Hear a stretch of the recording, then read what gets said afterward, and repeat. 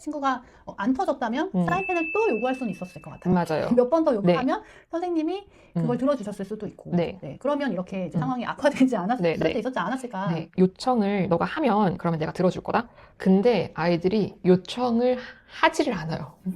하는 내가 이걸 배우는 이유가 있어야 돼요. 그리고 그거를 실생활에서 써먹을 수 있어야 되는 거예요. 그러니까 자연적 강화에 대해서 많이 고민을 좀 해보셔야 돼요. 이 다시 약을 복용해야 하나? 훈육을 나름 한다고 하는데 뭐가 부족한 걸까?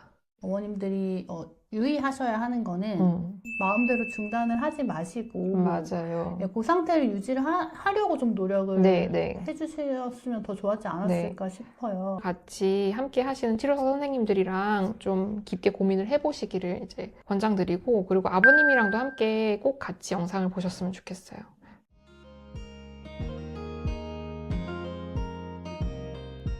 의사소통 전문가와 함께하는 고민 상담, 아이의 마음속 이야기를 함께 찾아보는 시간, 마음코드. 안녕하세요.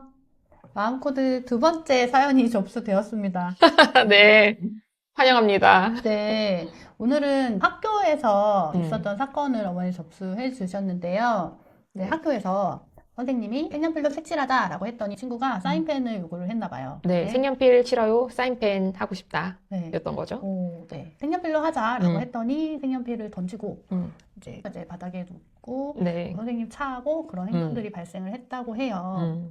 그래서 어머님께서 이런 행동이 안 나온 지 좀 오래되었는데 그 사이에 이제 약물도 중단하고 또 엄마랑은 아니지만 학교 그 선생님이나 아빠랑은 그런 행동이 이제 다시 나온다 해서 사연을 접수해 주셨습니다. 영상을 받아서 일단 영상을 봤고요.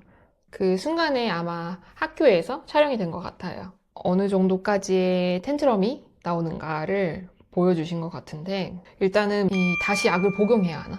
라는 좀 생각이 든다고 하셨고, 그리고 훈육을 나름 한다고 하는데 뭐가 부족한 걸까? 라는 생각이 든다고 하셨습니다. 그리고 어머님한테는 이런 행동이 안 나온 지가 한참이 됐대요. 근데 아빠나 학교, 뭐 방과후 등등에서는 근래에 이런 행동들이 좀 나온다고 해요. 그래서 이제 좀 자문을 구해보신다. 네. 사실은 이제 얘기할 것들이 좀 많죠. 네, 이제. 어머님이 질문 자체에다가 약물을 다시 복용해야 될까요? 네. 저는 이제 나랑은 안 나오는데 왜 네. 아빠랑 선생님한테 나오나요? 크게는 이렇게 두 가지를 얘기해 볼 수 있을 것 같아요. 네. 근데 보통은 이제 약물을 복용을 해서 네. 효과가 있으면 그걸 유지를 하시는 편이잖아요. 네. 어떤 이유로 네. 약물을 중단했을까가 조금 궁금해요. 맞아요. 네. 약을 다시 복용해야 하나라는 그 텍스트에서 우리가 읽을 수 있는 거는 약을 먹었었을 때 효과가 있었다. 그래서 지금 다시 중단한 이후에 이런 문제들이 나타나니까 다시 복용을 해야 하나라고 이제 생각을 하신 것 같아요. 얼마만큼까지 괜찮아졌는지, 그리고 의사 선생님께서 약물을 이제 복용하지 않아도 된다고 하셨는지, 이런 기준들이 좀 있었을까가 궁금합니다. 보통의 네. 경우 이제 약물 치료를 하면 이제 친구들마다 다르지만 효과가 없는 경우도 있잖아요, 분명히. 네, 맞아요. 근데 아마 이 친구는 효과가 있었던 것 같고 네. 효과가 있으면 그거를 유지를 해요. 근데 이제 이 약이라는 것도 또 아이들이 원래 행동으로 돌아가려고 하는 항상성이 있기 때문에 복용하는 상태에서도 행동이 올라오기도 해요. 그쵸, 뚫고 나가죠. 네. 그래서 약물을 지금 어쨌든 중단을 하신 상황인 것 같지만 네. 계속 복용을 했어도 이 행동이 나올 수 있었다. 효과가 있었을 때 마음대로 중단을 하지 마시고 맞아요. 그 상태를 유지를 하려고 좀 노력을 네. 해주셨으면 더 좋았지 않았을까 싶어요. 그리고 부작용이 없는 약물은 없는 것 같아요. 맞아요. 조금씩은 다 부작용을 동반하더라. 근데 부작용이 나오니까 단약을 한다?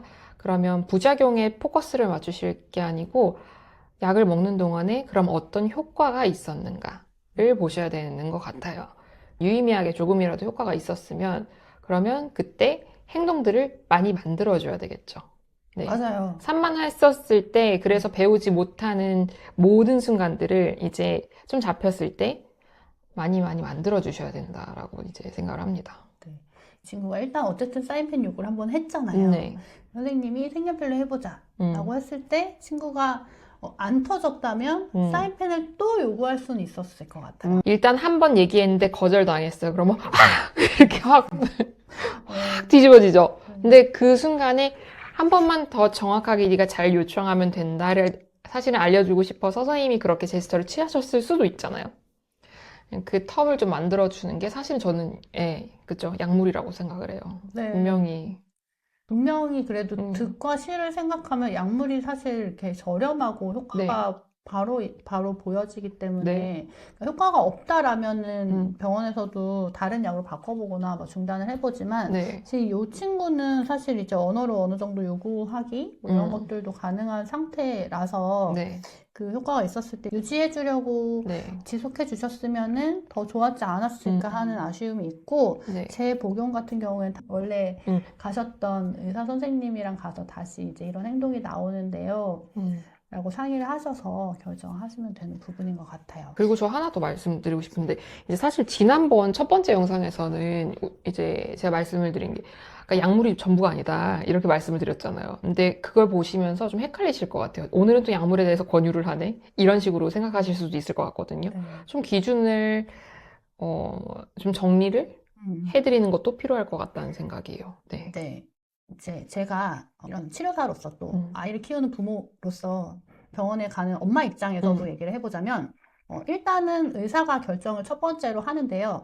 그 결정을 따르지 않을 권리도 엄마와 아이에게 있어요. 그래서 어머님이 원하지 않으시면 당연히 할 수 없는 부분이에요. 약물 치료는. 그런데 엄마도 상황의 개선을 원하고 병원에서 봤을 때도 약물 치료가 필요하다라고 하면 그 치료를 받을 수 있는 것이고 사실은 한번 시작하면 금방 끝나진 않습니다.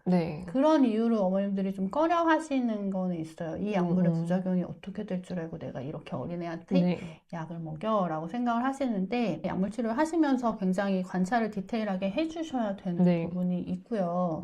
말씀하신 부작용이 있지만 얻는 게 더 크면 저는 하는 게 더 좋다라고 생각을 하는 편이에요. 약물 치료라는 게 말씀드렸다시피 행동 치료를 굉장히 오래 걸리고 많은 시간을 투자해야 되는 부분을 빠르게 개선을 해주는 부분이 분명히 있잖아요. 이 어머님도 약을 다시 먹여야 할까요? 라고 고민을 하실 만큼. 그리고 중단을 하셨다고 하더라도 이 효과를 보셨기 때문에 다시 약물 치료를 할까라는 생각을 하시는 거잖아요. 맞아요. 그래서 결정은 어머님들이 하시는 거고 분명히 이게 정신과 약물이기 때문에 굉장히 반대하시는 분들도 많고 그건 정답은 없는 것 같아요. 마찬가지로 뭐 ABA를 하든 놀이치료를 하든 언어치료를 하든 어머님들이 최선의 선택을 하시는 거고 거기에 또 하나의 치료로서 자리하고 있는 거죠. 딱 그런 것 같아요. 그러니까 이게 밸런스를 자꾸 우리는 얘기를 하는 것 같아요. 약물을 복용한다고 해서 다 치료 효과를 볼 거라고 기대하지 마시라. 그리고 행동치료를 한다고 해서 모든 것이 다 개선된다고 생각하지 마시라. 그리고 또한 언어치료를 한다고 해서 모든 아이들이 발화를 할 거라고 또 기대하지 마시라. 그러니까 기대라는 단어가 좀 되게 절망스러울 수도 있지만 그게 의존성이라고 그냥 굳이 표현을 한다면 약물 하나 먹으면 다 해결되겠지? 라는 그 마음이 있잖아요. 그리고 치료받으면 다 해결되겠지? 라고 하는 마음이 있단 말이에요. 그러니까 지난번에 사실 말씀드린 거는 그 경계였던 것 같아요. 그거 하나를 통해서 모든 것을 다 맞는 키처럼 사용하실 수는 없다. 약물 복용했었을 때 아이의 개선되는 거 요만큼, 행동치료 했었을 때 요만큼, 그리고 약물이랑 행동치료 함께 했었을 때 그래프가 이만큼 점프를 하잖아요. 그러니까 복용하면서 함께 행동치료도 하시고 행동수정과 습관들 잘 만들어주시는 것들이 되게 많이 필요하다라고 이제 말씀을 드리고 싶어요. 그 밸런스가 되게 중요한 것 같아요. 그러니까 그 효과가 있는 그 기간 동안에 계속 긍정적인 상호작용을 쌓아서 그게 이제 습관화 되도록 해주시면 되고 어쨌든 약물 치료로 모든 게 다 해결되진 않지만 큰 도움을 받으실 수 있다 정도로 말씀을 드릴 수 있을 것 같아요. 매우 도움을 받을 수 있다. 하지만 그것만으로 모든 것을 기대하시면 안 된다. 그렇죠. 이 친구가 지금 요구하기를 몇 번 더 했었으면 하는 아쉬움이 있어요. 사인펜을 조금 더 계속 요구를 해보았더라면 선생님이 들어주셨을 텐데. 그렇죠. 그리고 요구를 어떤 식으로 했을까? 부적절하게 요구를 했을 수 있죠. 그래서 선생님 저쪽에 있는데 혼자서 그냥 색연필 이렇게 했었을 수도 있죠. 선생님이 나중에 복귀해 보니까 그거 색연필 요구한 거였어. 그래서 터진 거였어. 그래서 이제 그 의사소통을 얼마만큼 잘 하고 있는지도 좀 궁금하긴 하고요. 맞아요. 네. 왜냐면 엄마랑은 안 터지는데 네. 아빠랑 선생님이랑 터진다는 거는 선생님 말씀하셨다시피 엄마랑은 그래도 소통이 좀 되는데 네. 아빠나 선생님이랑은 의사소통이 잘 되지 않는 그럴 수도 상황일 수도 있고. 있을 것 같아요. 네, 그럼 그 부분에 대해서 얘기를 해볼까요? 엄마한테는 이런 행동이 나 못지 않는데 아빠나 뭐 선생님이나 다른 기타 등등에서는 이런 행동들이 좀 나온다. 근데 추측해 볼 수 있는 것들이 있죠. 그렇죠. 첫 번째, 엄마의 훈육에 길들여졌다? 어머님이 좀 세시다. 아, 네. 엄마가 세서 아이가 네, 엄마 앞에서 눈치를 본다. 뭐 네. 그럴 수도 있죠. 네, 그리고 두 번째는 소통의 문제. 네, 엄마는 ABC에 맞게 네. 한다. 그런데 그게 일반화되지 않아서 선생님이나 아빠는 네. 이 아이의 어떤 요구 표현을 사인펜 쓸래요? 뭐 이렇게 말을 하지 못하는 상태이면 선생님이 아까 말씀하셨다시피 얘가 분명 요구를 했다라고는 하지만 다른 사람들이 봤을 때 그게 사인펜 요구였을까? 네. 뭐 네. 그럴 수 있잖아요. 맞아요. 그리고 엄마는 얘가 이렇게만 해도 100% 이해를 해요. 너무 눈빛만 봐도, 색연필 아니구나, 사인펜이구나 해가지고 빨리 제공을 해줬을 가능성이 있다. 그러니까 어머님 앞에서는 뭔가 문제 행동 자체가 나올 일이 없는 거죠. 다 그렇죠. 제공되니까. 네. 그럴 수도 있다, 역으로. 또 할 수 있는 가정은 상황이 다르니까 네. 엄마랑은 보통 집에서 시간을 보내고 네. 근데 선생님이랑은 이제 학교 상황이니까 네. 그 사인펜 색연필 문제가 과제 회피로 터진 거라면 네. 과제 상황을 싫어하는 친구 네. 라고 그냥 정말 보시겠죠. 색연필이든 사인펜이든 그냥 상관없었는데. 칠 안 하고 싶어. 네, 가능성 높죠. 칠을 좋아하진 않죠. 나 이거 왜 해야 돼? 나한테 감히 과제를 줘? 여기서부터 사실은 이제 드릉드릉 이렇게 하다가 터졌을 수도 있다. 그래서 학교에서 평상시에는 원래 잘 했는데 네. 이만 특별히 터진 것인지 네, 지금 근래에 저런 행동들이 나온다고 하셨잖아요. 근래라면 한동안은 없었는가? 네. 아니면 보통 이제 학기 초에는 되게 이렇게 1학년 같은 경우에는 한 한두 달 정도는 과제를 별로 안 주시고 네. 그냥 앉아서 좀 재밌는 거 하다가 이제 한 달이 본격? 지나면 네, 본격적으로 이제 학습에 진입을 하거나 지금 2학기가 들어와서 네. 이렇게 됐는가? 아니면 방학 동안에 쉰 게 이 친구한테는 굉장히 큰 작용을 했는가? 행동의 변화에 작용을 했는가도 좀 생각해 볼 수 있죠. 아까 이제 말씀하신 약간 힘의 논리로 계속 네. 가시면 고학년 되면 되게 힘들어져요. 얘네들이 자기가 좀 어느 정도 크고 네. 친구들도 호르몬도 변하고 자기가 힘도 세지고 네. 뭔가 머리가 어쨌든 점점 자라잖아요. 네. 그러면서 보통 아이들이 반항을 하듯이 우리 친구들도 한 5학년 정도가 되면 이렇게 나오죠. 네. 말을 잘 듣던 친구들도 안 하던 행동을 하고 네. 이렇게 행동 문제가 생기기도 하거든요. 근데 그때가 되면 너무 이제 커지고 힘이 세지니까 약간 많이 어려워지는 것 네. 같아서 이렇게 어렸을 때 충분히 자기가 자기 표현을 잘 할 수 있도록 그러니까 네. 이제 힘의 논리로서 말을 잘 듣는 것이 아니라 네. 내가 이제 ABC에 맞게 이걸 하면 나한테 좋은 거야. 이걸 하면 안 좋아져. 요거를 정확하게 네. 습득을 해서 네. 나한테 좋은 거, 나한테 안 좋은 거 요렇게 개념을 가져가야지 네. 고학년이 돼서도 힘으로 싸우지 않는 것 그렇죠. 같아요. 네. 그리고 이거를 왜 해야 되는가? 지금 내가 여기 왜 착석을 해서 이렇게 시간들을 보내야 되는가? 그리고 그렇게 해냈을 때 말씀하신 무엇을 얻을 수 있고 그 안에서 어떠한 내 자연적인 강화들이 있는지에 대해서도 또한 배울 수 있고 이제 이런 시간들이 있어야 될 것 같다. 예를 들어서 과제를 좀 거절하거나 회피하고 싶은 부분이었어요. 그랬을 때 색연필 아니고 사인펜을 대안으로 항상 생각해 주실 필요도 있다. 그러니까 어떤 색칠하기 과제에서 과제 자체를 너무 싫어하는 친구면 그러면 색칠하기를 하긴 해야 돼. 하지만 재료 선택은 너가 할 수 있다. 라는 이 뉘앙스와 이 대안만 제시해줘도 애들의 텐트럼이 확 줄어드는 거를 또 보실 수도 있을 거예요. 그리고 우리가 휴식을 반드시 가르쳐야 된다라고 하거든요. 그러니까 팩스에서도 이제 휴식을 가르치는 전략이 있어요. 이것도 2인 촉진을 해서 가르치게 되는데 내가 잠깐만 쉬고 올게요. 1분만 쉬고 올게요. 2분만 쉬고 올게요. 그래서 쉬고 돌아와야 돼요. 이게 초반에는 좀 어려운 과정이 있다고 하더라도 나한테 쉬는 시간이 잠깐이라도 있고 내가 그것을 잠깐이라도 거절해 볼 수 있는 그 언어가 내 안에 있는 거랑 없는 거랑 굉장히 많은 차이가 있어요. 왜냐면 얘네들은 일단 해야 하면은 싫어. 이렇게 지금 말을 못 할 것 같거든요. 그렇죠. 아이들이 요구 표현만 할 경우가 있죠. 그러니까 잠깐 쉬고 싶어요. 안 하고 싶어요. 그만하고 싶어요. 이거 얘기할 수 있나? 를 한번 또 여쭤보고 싶어요.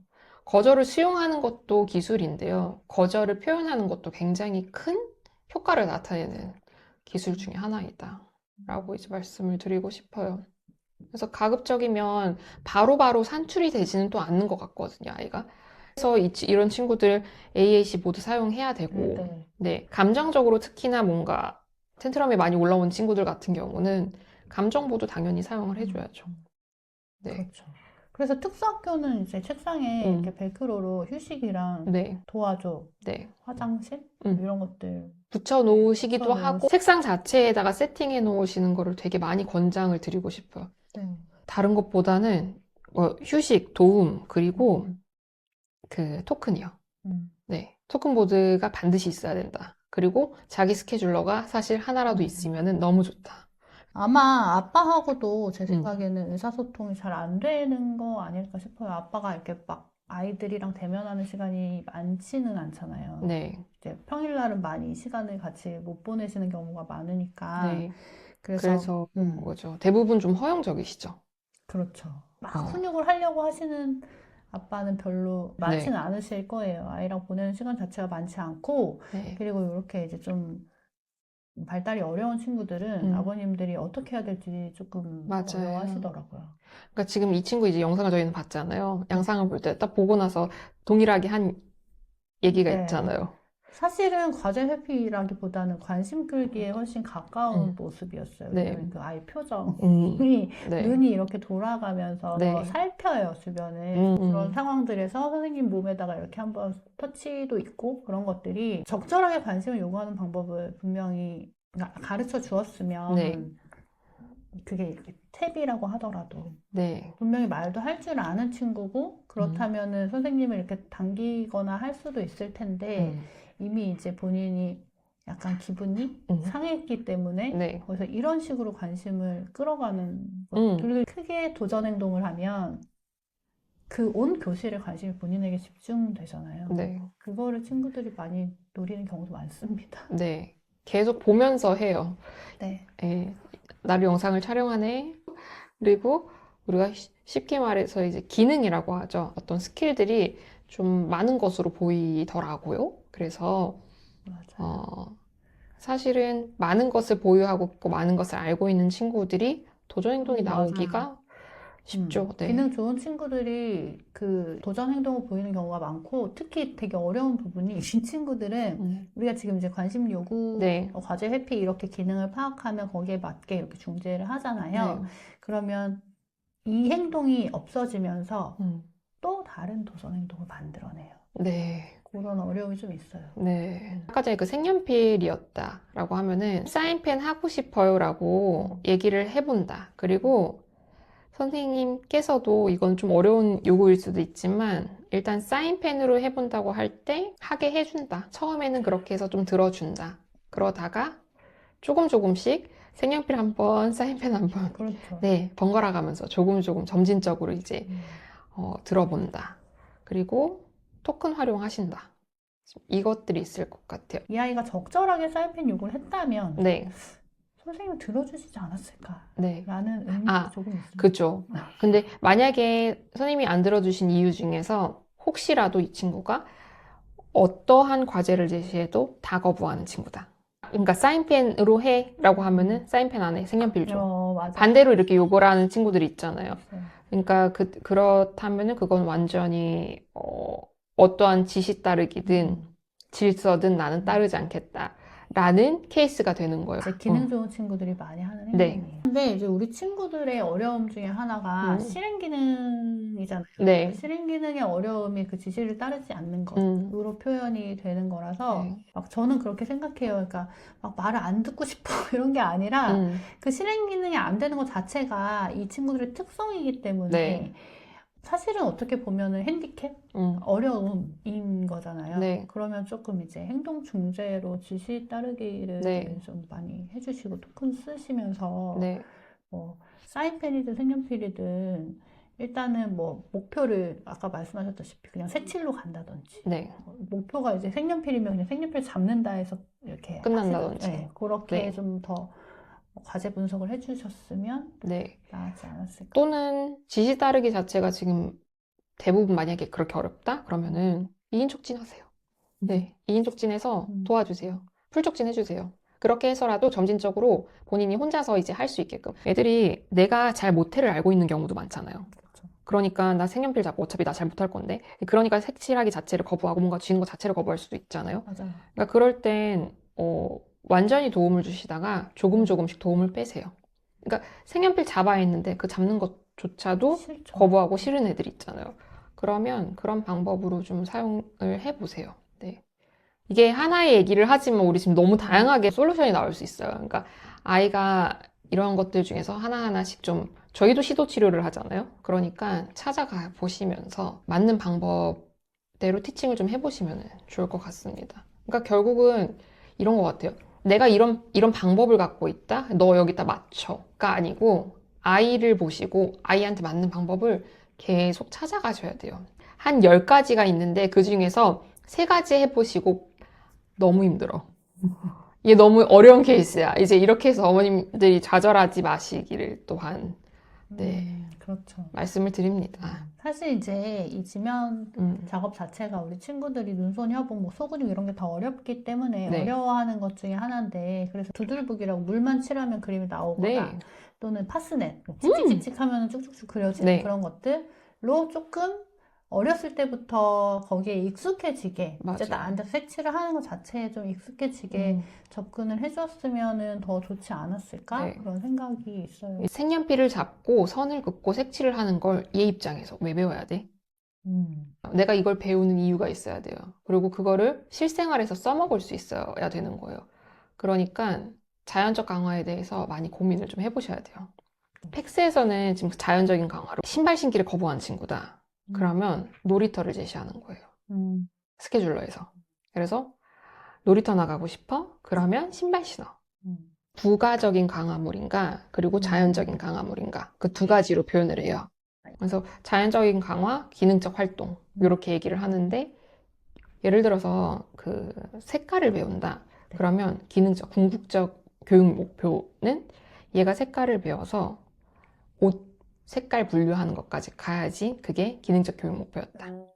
색깔 분류함으로써 네. 근데 색깔 분류를 했어요. 배웠어요. 여기서 다 밴드도 되고 뭐 텍트도 다 됐어요. 그랬는데 밖에 나가서 자기 빨간색 칫솔 찾아오지 못한다. 그러면 이게 기능적인 교육 목표였는가를 다시 고려해보라. 이렇게 가거든요. 교육 목표를 세울 때 그게 기능이 있어야. 그래서 다 기능으로 이제 표현을 해요. 기능적 활동, 기능적 의사소통, 네, 기능적 교육 목표 이제 이렇게. 그게 저희 그 피라미드 하부 요소이거든요. 그러니까 그러면 그래서 이제 말씀드리는 게 색칠하는 기능을 배워서 사회적으로 나와서 쓸 수 있는 기술이 뭐가 있을지 이런 부분들에 대해서도 좀 생각을 해봐야 된다. 그러니까 단순하게 지금 색연필을 잡아서 얘가 하는 게 목표인 게 아니잖아요. 여기서는 일단 앉아서 뭔가 말 그대로 과제를 좀 수행해보면 이게 어떻게 기능적 교육 목표까지 갈 수 있을까? 누구나 지시는 따라야 내가 하고 싶지 않아도 해야 하는 과정들이 있는 건 거죠. 그래서 그거를 좀 자연스럽게 배울 수 있는 과정들을 이제 그래서 교육 설계들을 좀 하셔야 된다. 오늘 2번째 사연 친구 마무리를 해보자면 일단 약물 같은 경우에는 의사 선생님과 상담을 하셔서 그 효과가 있었던 지점으로 다시 돌아가 보면 좋을 것 같다. 말씀을 드릴 수 있을 것 같고요.